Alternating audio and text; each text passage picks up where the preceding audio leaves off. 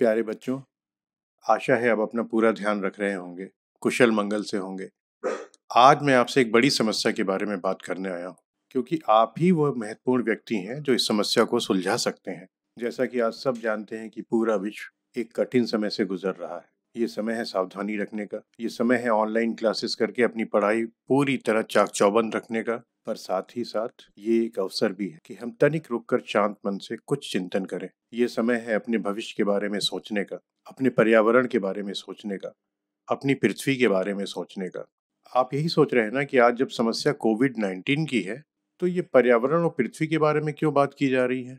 मैं आपका सिर्फ 5 से 6 मिनट का समय लूंगा। यह वीडियो अंत तक देखिएगा और तब आप मेरी बात पूरी तरह से समझ जाएंगे।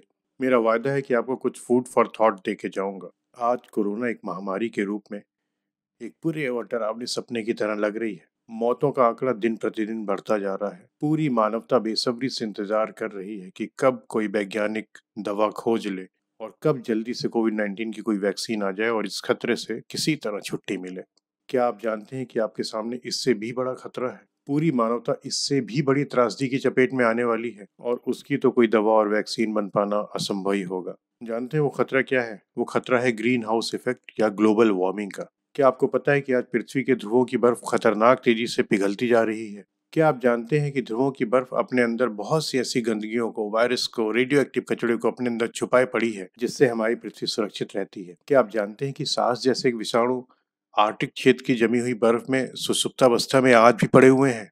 क्या आप जानते हैं कि कई देशों का ध्रुवीय बर्फ पिघलने से बढ़े हुए समुद्री जलस्तर के कारण अस्तित्व ही मिट जाने वाला है? क्या आप जानते हैं कि जिस गति से हम जंगल काट रहे हैं, उसके चलते आगे 100 साल में पृथ्वी से तो वर्षा वनों का अस्तित्व ही समाप्त हो जाएगा? क्या आप जानते हैं कि ये वृक्ष ही हैं जो हमारे वायुमंडल की कार्बन डाइऑक्साइड को सोखते हैं, वायुमंडल से प्रदूषण और ताप को कम करते हैं, वर्षा लाते हैं और हमें प्राणवायु ऑक्सीजन देते हैं? क्या आप जानते हैं कि प्रतिवर्ष हिमालय के आइस कवर की 1.5 फुट बर्फ कम होती जा रही है? क्या आप जानते हैं कि आने वाले समय में गंगा और तमाम नदियां जिन पे आज 1 खरब से भी ज्यादा लोगों का जीवन निर्भर है, सूख जाएगी? क्या आप जानते हैं कि जहां आज हम तराई के इलाके में रहते हैं वहां रेगिस्तान होगा? क्या मौजूदा बीमारी का पर्यावरण से कुछ लेना देना हो सकता है? क्या आप जानते हैं कि क्यों लॉकडाउन पीरियड में हमारा आकाश पहले से ज्यादा साफ, चटक नीला और हवा एकदम साफ हो गई है? क्या आप जानते हैं कि क्यों माँ गंगा फिर से निर्मल हो गई है? क्या आप जानते हैं कि आज गंगा में डॉल्फिन अठखेलियां करने लगी हैं? क्या आप जानते हैं कि आमतौर पर शहरों में ना दिखाई देने वाले सुंदर पक्षी आज शहरों में फिर से चहचहाने लगे हैं?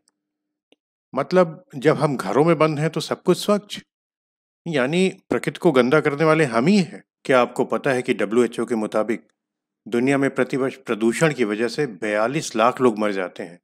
जी हाँ, आपने ठीक सुना, 42 लाख। क्या आप जानते हैं कि पूरे विश्व में 17 लाख और हमारे भारत में ही कम से कम 1 लाख बच्चे हर साल 5 साल की उम्र के पहले ही काल कवलित हो जाते हैं? क्या आप जानते हैं कि आज विश्व के 92% बच्चे जहरीली प्रदूषित हवा में सांस लेने को बाध्य हैं? क्या आपको पता है कि आज विश्व में दमे से पीड़ित कुल बच्चों में 40 लाख से अधिक बच्चों को यह बीमारी देने वाला प्रमुख दोषी वायु प्रदूषण है? क्या आप जानते हैं कि वायु प्रदूषण के कारण लाखों बच्चे मां के गर्भ से अविकसित दिमाग के साथ पैदा हो रहे हैं? क्या आप जानते हैं कि भारत में प्रति वर्ष डिटेक्ट होने वाले 17 लाख से ज्यादा नए कैंसर केसेस में अधिकांश केसेस प्रदूषण की वजह से ट्रिगर स्टार्ट होते हैं? क्या आप जानते हैं कि भारत में प्रति वर्ष असमय होने वाली मौतों में 30% मौतों का कारण सिर्फ वायु प्रदूषण है? लगता तो यही है कि हमसे ज्यादा खतरनाक मानवता के लिए और क्या हो सकता है। कोरोना तो हमारे सामने एक चुटकुले की तरह है। क्या आप जानते हैं कि जंगली चमगादड़ों में अभी भी 5,000 से भी ज्यादा तरह के खतरनाक कोरोना वायरसेस की किस्में हो सकती हैं और जिनके बारे में हम अभी तक जानते ही नहीं? क्या आप जानते हैं कि वायरोलॉजिस्ट के मुताबिक SARS, H1N1, bird flu, dengue इत्यादि जैसी खतरनाक वायरस जंगली जीवों से आए, और वो जीव जो पहले हमेशा सघन जंगलों तक ही सीमित रहते थे। वैज्ञानिक तो यहाँ तक कहते हैं कि जिन जिन जगहों पे बड़ी मात्रा में जंगल की कटाई हुई है, वहां से ही ऐसी खतरनाक बीमारियों की शुरुआत हुई है। अब शुरुआत कहीं भी हो, झेलना तो पूरे विश्व को पड़ता है। क्या आप जानते हैं कि 1990 से लेकर 2016 तक हमने 13 लाख वर्ग किलोमीटर जंगलों का सफाया कर डाला है? इतना बड़ा भूभाग जो क्षेत्रफल के हिसाब से दक्षिण अफ्रीका के बराबर है। हम किधर जा रहे हैं? हमने अपनी पृथ्वी की क्या हालत बना दी है? क्या इन मौतों के आंकड़े आपको डराते नहीं है? फिर इसका उपाय क्या है? इसका सिर्फ एक उपाय है और वो है हमारी जागरूकता। पुरानी पीढ़ी ने तो इस दिशा में निराशाजनक काम ही किया है, बल्कि यूं कहिए कि कुछ किया ही नहीं है तो ज्यादा बेहतर होगा। शायद उन्हें लगता था कि हमारा क्या है, हम तो कट लेंगे बहुत पहले ही। तो मतलब ये है कि ले दे के अब सबसे बड़ी जिम्मेदारी आप बच्चों की ही है। आप हैं हमारी आशा की अंतिम किरण, आप हैं हमारे हीरो, और आप ही बनने वाले हैं the saviours of planet earth. ASMR trust में बैठे शिक्षाविद और वैज्ञानिकगण यही चाहते हैं कि हमारे बच्चे इस बारे में पढ़ें, एक्सप्लोर करें, अपनी जानकारी बढ़ाएं।